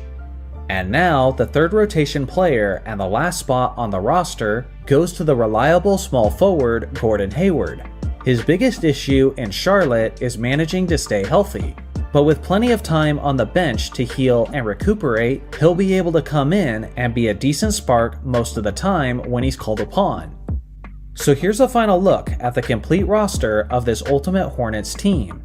I gotta be real with you guys, this team sucks, and in my opinion is clearly the most lacking roster of this series so far. Usually, this is the part of the video where I try to find the silver lining and give a nice spin to the chances of this team, but I just can't do it this time, no matter how hard my brain tries. It's not totally their fault though, seeing that they're an organization that has only been around since the mid-2000s. But at the same time, this is the same franchise that once produced a team that only won 7 regular season games in a 66-game season. If you guys have more hopeful optimism about this team than I do, then let me know in the comment section below. Also, here is my list of honorable mentions. Should any of these players have made the roster instead? Starting at the point guard position is the 6-foot star Tim Hardaway. According to himself, he's got skills. Not everyone will get that reference, but what you need to know is that Hardaway was one of the meanest ball handlers of his era. He was a strong dual threat, as he was one of the best scoring point guards in the entire league, while also being an above-average facilitator. With some incredible wings by his side, Hardaway will be sure to provide plenty of alley-oop highlights. He made 2 All-Star teams in his time with the Heat, and at his Miami best in 1997, he averaged 20 points, 9 assists, and 2 steals on 53.2 true shooting percentage. Starting as shooting guard is arguably the greatest Heat player ever, Dwayne Wade. Flash was pretty much as good as it gets when it comes to being a slasher. In his prime, Wade was one of the greatest finishers around the rim, not just in his era, but in NBA history. Oftentimes, he doesn't get enough credit for his defensive play, as he made 3 all-defense teams and is in the conversation for the title of the greatest shot-blocking guard in NBA history, right alongside of Michael Jordan. In 2009, Wade actually led the league in scoring as he averaged 30 points, 7 assists, 5 rebounds, and 2 steals on 49% shooting. With his 3 championships to go along with his tremendous experience, Wade will be one of the more consistent leaders on the squad. Starting a small forward is the NBA GOAT candidate LeBron James. In my opinion, this was James at his absolute peak, as his strength and athleticism were as good as ever, while his defense was among the very best in the league. Specifically, in LeBron's 2012 to 2013 season, he was elite in just about every category, as he averaged 27 points, 8 rebounds, and 7 assists on 56% from the field and 41% from three-point range, which was easily the best of his career. LeBron was a part of the Miami Heat squad that won 27 straight regular season games. But now, with a prime Dwayne Wade by his side, and with Tim Hardaway at the point instead of Mario Chalmers, there's no telling what this team is capable of. Starting at power forward is the 6'11 star Chris Bosh. Obviously, he's shown his ability to have flawless on-court chemistry with his fellow teammates Wade and LeBron, and as a consistent double-double threat, he'll be a valuable asset to this starting unit. Bosh's best was in the 2012 to 2011 season, where he put up around 19 points and 8 rebounds and 36 minutes of action per game. With so many fantastic superstars in this starting lineup, Bosh will have plenty of open opportunities for mid-range pull-ups, and he was a very solid option for that, as he was hitting 53% of his shots beyond 15 feet in the 2013 season. Starting at center is the man known as the Diesel, Shaquille O'Neal. Obviously, Shaq was at his very best in Los Angeles, but although he took a step back in Miami, I think many people forget just how good he still was as a member of the Heat. For example, Shaq was actually the league MVP runner-up behind Steve Nash in the 2004 to 2005 season, as Shaq averaged 23 points, 10 rebounds, 3 assists, and 2 blocks on 60% shooting from the field. With a stacked starting 5 such as this, the Diesel will be enjoying the most single-man coverage that he's ever experienced. It's also worth mentioning that Shaq is a remarkable outlet passer, and with fast break assassins like Wade and LeBron pushing the tempo, there will be plenty of highlight-worthy slams to finish off the transition plays. Now let's take a look at the second unit.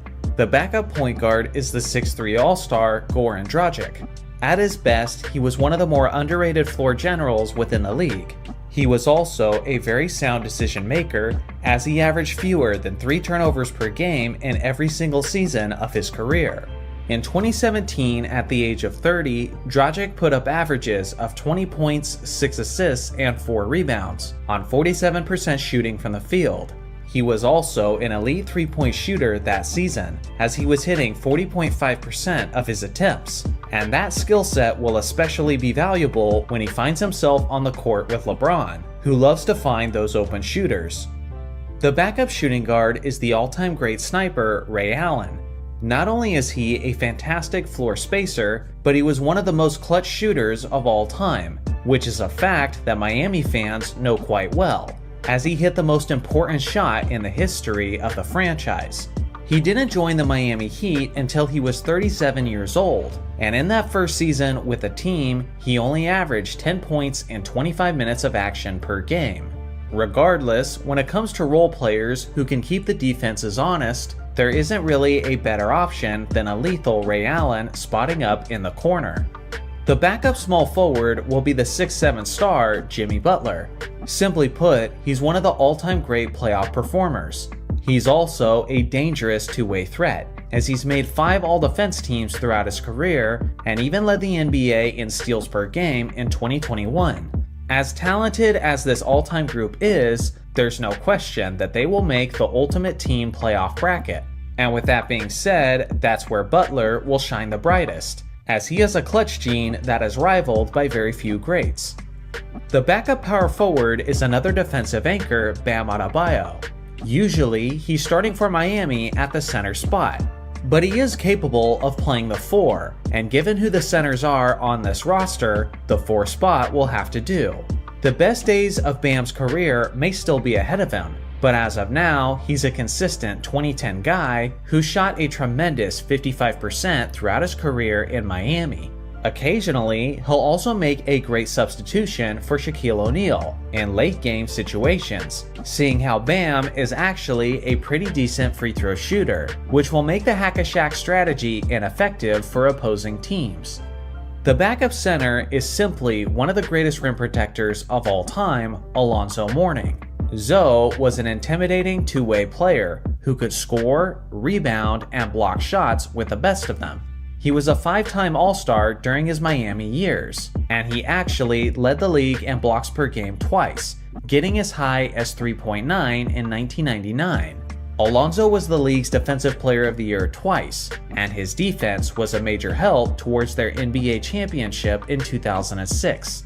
Relieving Shaq off the bench is something he did quite often during those years, and in this case, he'll be doing more of the same, as Adebayo and Mourning are some pretty elite subs for the painted area. Now onto the 3 rotation players. The first is the sharpshooting small forward Glenn Rice. This 6'8" All-Star was one of the best scorers of his era, especially from the perimeter. At his Miami best in 1995, Rice averaged 22 points and 5 rebounds on 47% shooting and 41% from three-point range. He's yet another perfect teammate to share the floor with LeBron, as Rice's preferred style is to spot up on the perimeter in catch-and-shoot situations. The second rotation player is the 6'10" small forward Lamar Odom. He only played one full season in Miami, but it was a solid one as he participated in 80 regular season games and averaged 17 points, 10 rebounds, and 4 assists on 43% shooting. With his tremendous length and with his quality ball handling, Odom makes for quite the versatile substitution, who will certainly be a major spark off the bench whenever he's called upon. The last rotation spot and the final spot on this roster goes to the 7-foot center Hassan Whiteside. His decline has been steep and quick in recent years, but some may already be forgetting just how impactful he was at his best. For example, in the 2016 to 2017 season, Whiteside averaged 17 points, a league-leading 14 rebounds, and 2 blocks, on 56% shooting from the field. Between Shaq, Bam Adebayo, Alonzo Mourning, and Hassan Whiteside, there will never be a time where opposing teams will have uncontested layups, as this is now likely the deepest shot-blocking squad in this Ultimate Team series so far. So here's a final look at the complete roster of this Ultimate Heat team. Not gonna lie, this roster looks absolutely terrifying on paper. Just imagine the 2013 Miami Heat, but instead of Mario Chalmers and Udonis Haslem alongside of the Big Three Heat, it's instead an elite Tim Hardaway and an MVP candidate Shaquille O'Neal. Like I said before, the defense of this group is insane, not just on the interior, but on the perimeter as well. How many Ultimate teams in the East could beat this Miami Heat squad? Let me know below. Also, here's my list of honorable mentions. Should any of these players have made the roster instead? Starting at the point guard position is the league's all-time leader in both assists and steals, John Stockton. He may not be the most flashy point guard, but what you can't argue against is Stockton's sound decision-making, resulting in the Jazz making the playoffs every single season in his NBA career.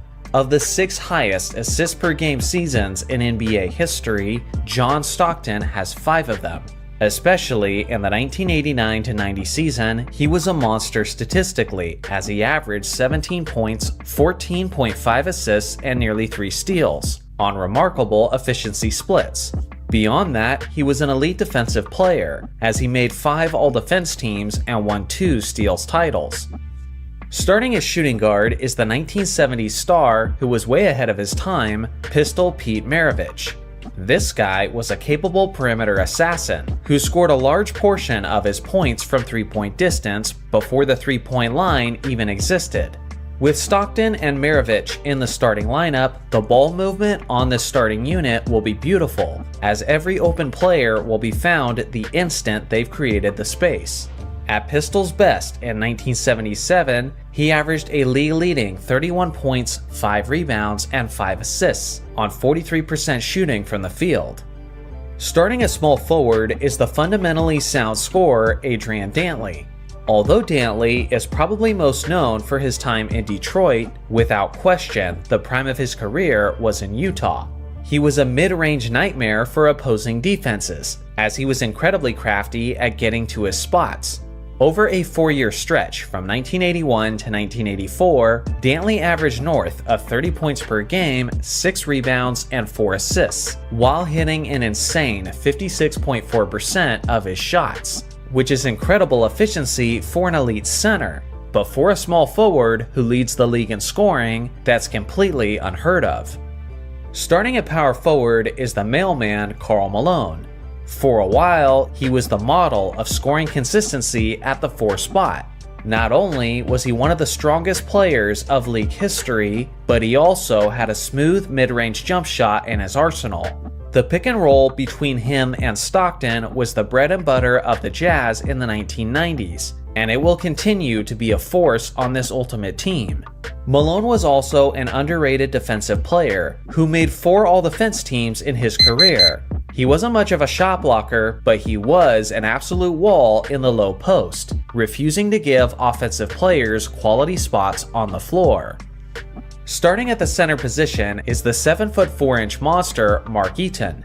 Mark is quite possibly the most underappreciated defensive player of all time, as he was a terrorizing rim protector for the ages. In his career, he made 5 all-defense teams, he won 4 blocks titles, and was the Defensive Player of the Year twice. His peak was in the 1984 to 1985 season, where he averaged nearly 10 points, 11 rebounds, and an absolutely stupid 5.6 blocks, which is easily the highest single-season average in NBA history. If the best ability is availability, well then Mark had that too, as he only missed a total of 9 regular season games in his first 10 seasons. Now onto the second unit. The backup point guard is the former superstar Deron Williams. For a while, this guy was legitimately in the conversation for the title of the best point guard in the NBA. He was a dynamic scorer who had elite court vision, and that combination made him a dangerous dual threat that every defense had to respect. In 2010, he averaged roughly 19 points, 10 assists, and 4 rebounds, on 47% shooting from the field. The backup shooting guard is the young athlete Donovan Mitchell. This 6'3" guard will be a massive surge of offense off the bench, as he has a more aggressive tendency to look to score for himself. In 2022, he put up numbers of 26 points per game, 5 assists, and 4 rebounds, on 45% shooting from the field. The backup small forward is the 6'9" weapon Andrei Kirilenko. AK-47 was known for his remarkable on-ball defense, and with his fantastic length, he'll continue to frustrate opposing superstars when he subbed in to the contest. He was one of the greatest shot-blocking forwards of all time, as he led the entire league in 2005 with 3.3 per game. He made 3 all-defense teams in his career, and that quality will be extremely valuable to this all-time team that's mostly made up of offensively minded perimeter players. The backup power forward is the 6'9" all-star Carlos Boozer. After he turned 30 years old, his decline was sharp and quick, which I think has resulted in many people forgetting just how good he was in his prime. For example, in 2007, he averaged 21 points, about 12 rebounds, and 3 assists, on a stellar 56% shooting from the field. As the substitution for Malone, he'll ensure that defenses will never be able to relax in the low post. The backup center is the 6'11" all-defender Rudy Gobert. Simply put, he's been one of the greatest rim protectors of recent history, as he won the Defensive Player of the Year 3 times, and even led the league in blocks per game in 2017. He'll have an impact in more ways than that though, as he was also a league-leading rebounder in 2022, and will make a fantastic lob recipient for all of the great facilitators on the squad. Now onto the 3 rotation players. The first is the 6'4" shooting guard Jeff Hornacek. During their championship contending years in the 1990s, Hornacek was operating as the reliable third option. You could argue that there's some more talented players who deserve this rotation spot, but personally I'm taking Hornacek for his elite 3-point shooting, as he'll spread the floor with his career 40% sniping from that distance. The second rotation spot goes to the 7-foot power forward, Lauri Markkanen. With traditional low-post power forwards like Karl Malone and Carlos Boozer, Markkanen will make a nice change of pace, as he has a more modern style that can help space the floor. The 2022-2023 season was his first as an All-Star, and that year he put up averages of roughly 26 points, 9 rebounds on 50% shooting from the field. The third rotation player and the final spot on the roster goes to the 6'7" small forward Gordon Hayward. At his best, Hayward did a little bit of everything for Utah, as he was a solid scorer from just about everywhere on the court.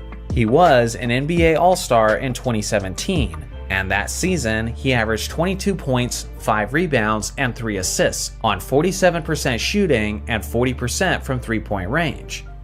So here's a final look at the complete roster of this Ultimate Jazz team. When you look at this group as a whole, they're pretty solid throughout, filled with great offensive and defensive players. One area that seemed to be lacking after the first 2 units was three-point shooting, which is why I picked those last 3 rotation players to help out in that aspect. Do you think this team would make the ultimate playoffs in the West? Let me know your opinion. Also, here's my list of honorable mentions. Should any of these players have made the roster instead? Starting at the point guard position is the triple-double machine, Oscar Robertson. He wasn't a very flashy point guard, and with his slow and methodical approach to the offense, some have since described him as the Tim Duncan of the point guard position. He did a little bit of everything for his Royals, as he was an all-star in all 10 of his years with the team. Over that 10-season stretch, he averaged just a rebound and a half short of a monstrous triple-double. Considering how he averaged 42 minutes per game over the course of his career, the Big O will have this position on lock for this all-time Kings squad. Starting at the shooting guard position is the 6'3" modern star, De'Aaron Fox. I know, he plays the point guard position, and he always has been. But the thing is, this all-time Kings squad has way too many amazing point guards on the roster. So for me to keep all of them in the starting lineup or the second unit, I had to move one of them out of position. And in my opinion, Fox is the one who most naturally fits the 2-guard spot. He's one of the fastest players in the league, and he's already an elite scorer. But as the 2, he'll have an even greater green light to look to get buckets for himself. His first All-Star appearance came in the 2022-2023 season, as he averaged 25 points, 6 assists, and 4 rebounds, on 51% shooting from the field. Starting at small forward is one of the greatest shooters of the 2000s, Peja Stojakovic. At his peak, this guy was absolutely dangerous from the perimeter, and is a player who would absolutely love to play in the modern era of inflated three-point shooting. He was an all-star with the Kings for 3 straight seasons, but his best individual year was the 03-04 season, where he averaged 24 points, 6 rebounds, and 2 assists, on 48% shooting from the field, 43% shooting from three-point distance, and a league-leading 92.7% from the free throw line.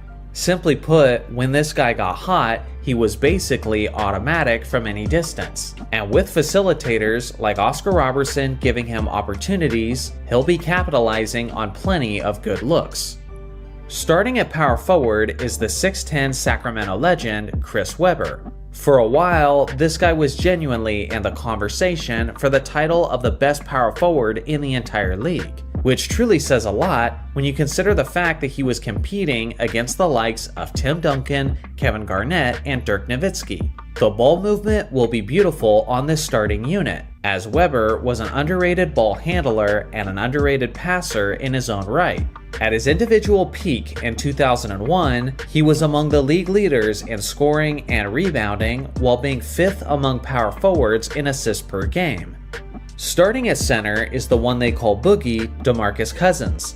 His decline was so quick and drastic that people have already forgotten his dominance in his mid-20s. For 4 straight seasons, he was an NBA All-Star, and at his Sacramento best in 2016, he was putting up stunning averages, filling up the stat sheet in basically every way.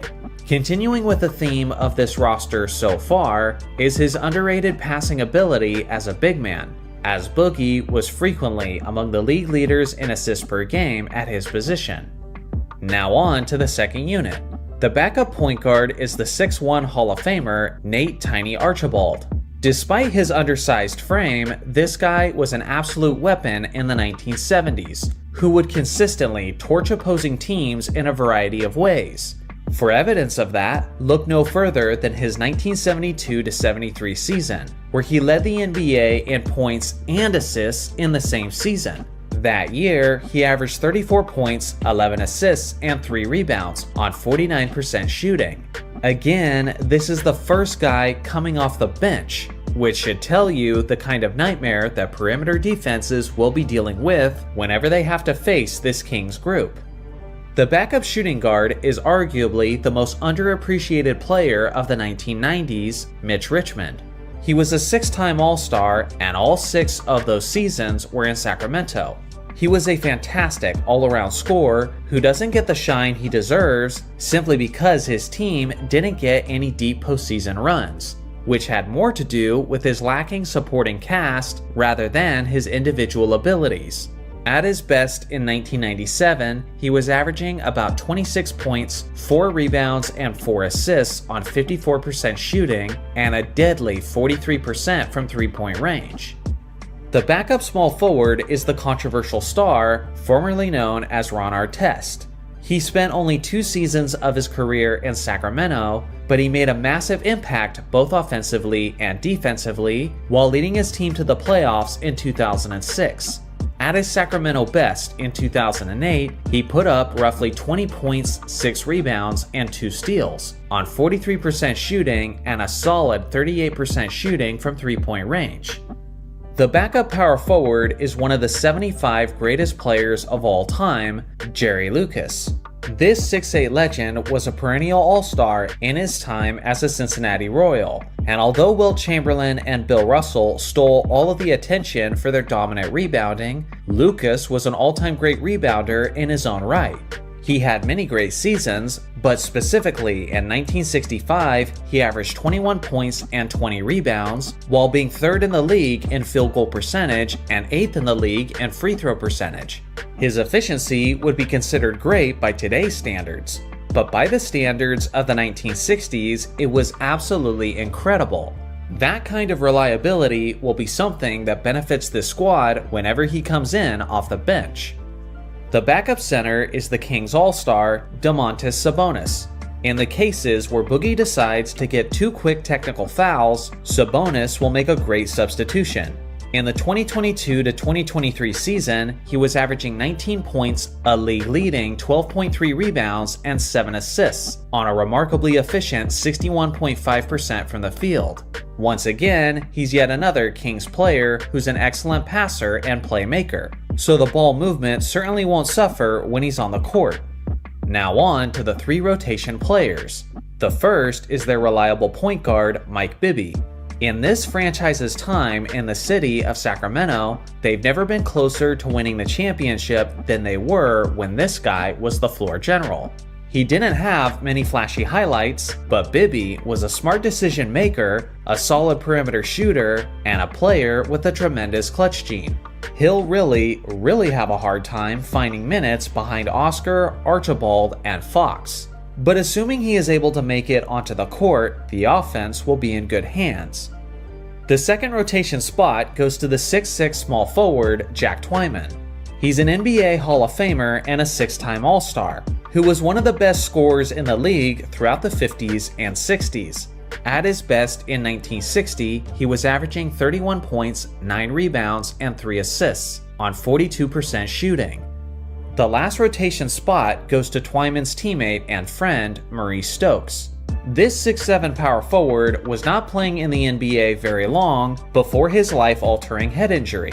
But with that being said, in those 3 seasons, he was a 3-time All-Star and made 3 All-NBA teams.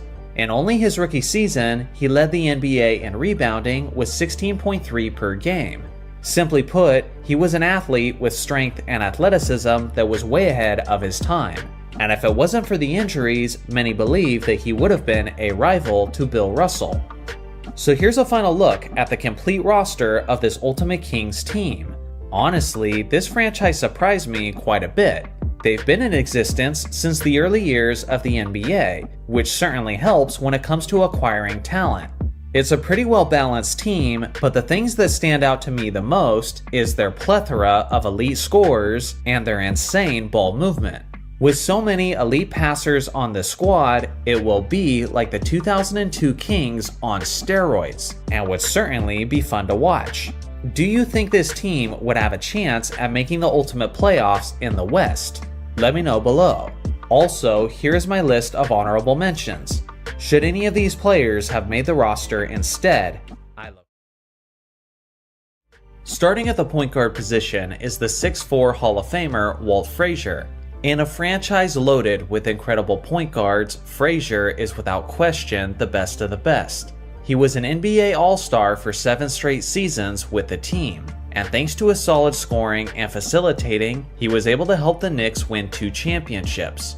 In those 7 All-Star seasons, he averaged 21 points, 7 rebounds, 6 assists, and 2 steals on 49% shooting, which was especially impressive for a point guard in that era. What often isn't appreciated enough about this legend is the fact that he was one of the greatest two-way guards of all time, as he made a remarkable total of 7 All-Defense teams. Starting at the shooting guard spot is another legend from years past, Earl the Pearl Monroe. This 6'3" All-Star wasn't ever the fastest player on the court, but he was very crafty at getting to the rim and would regularly make difficult baskets in heavy traffic. He had a high offensive IQ, and with his pre-existing chemistry with Frazier, this duo will be an absolute problem for opposing defenses on the perimeter. Starting a small forward is one of the 75 greatest players in NBA history, Carmelo Anthony. I would argue that Melo's personal best was actually in Denver, but regardless, he was still an elite player in his time in New York. In the 2012 to 2013 season, he led the NBA in scoring, averaging nearly 29 points, 7 rebounds, and 3 assists on 45% shooting from the field. He was also hitting 38% of his three-point attempts that season. With Melo starting at the 3, he'll provide this squad with some solid floor spacing and with some clutch shot making to close out games. Starting at power forward is the 1970 MVP Willis Reed. This 6'10" big man is beloved and respected within the city of New York, as he's famous for pushing through an injury to help his team win the championship. He spent his entire career in New York and made 7 All-Star appearances while being an All-Defensive player in 1970. In his 7 All-Star years, he put up numbers of 20 points and 14 rebounds on 48% shooting from the field. Although he usually spent most of his time at the center spot, he did also spend some significant time at the 4, and he'll do well in that position for this squad, as he could run the floor and he was a solid mid-range jump shooter. The starting center is arguably the greatest player in Knicks history, Patrick Ewing. This 7-foot big man was an absolute force on both ends of the court, and at his best in 1990, he had a jaw-dropping average of 29 points, 11 rebounds, and a whopping 4 blocks, on a tremendous 55% shooting from the field. He was an 11-time All-Star who was regularly leading his team to be contenders in the Eastern Conference. Although he could play bully ball in the paint, he was also known for his very soft touch on his mid-range jumper, and this team will greatly benefit from both of those skills. Now on to the second unit. The backup point guard is the 6'5" star Michael Ray Richardson. He was a remarkably fast combo guard who could finish at the rim, but who could also make flashy passes for his teammates. He wasted no time having an impact in New York, and in just his second season in the league, he was already a monster statistically, as he led the NBA in assists and steals in the same season, while averaging 15 points and 7 rebounds. He was a 3-time All-Star in New York, and he won 3 steals titles, which helped him secure his 2 All-Defense Team selections. Honestly, Walt Frazier better watch his back, because Sugar Ray Richardson was definitely good enough to eat into his minutes. The backup shooting guard is the 1990 sniper Allen Houston. He was a two-time All-Star in New York, and you could never give this 6'6" wing any space, or he would penalize you for it. At his best, he was averaging north of 20 points per game while hitting better than 40% of his three-point attempts. He'll definitely be a player mixed in with several different rotations to take advantage of his floor spacing abilities. The backup small forward is one of the most explosive players in Knicks history, Bernard King. I honestly went back and forth whether I should start Melo or Bernard King, and ultimately I went with Melo for the simple fact that he was a better three-point shooter, and the rest of the starting unit desperately needed that help. This 6'7" beast was a strong force in transition, who played the game with a driven and angry attitude. He also had elite footwork and a solid mid-range jumper. At his best in 1985, he averaged 33 points, 6 rebounds, and 4 assists, on a stellar 53% shooting from the field. The backup power forward is yet another Hall of Famer, Dave DeBusschere. Back in the early to mid-70s, this 6'6" legend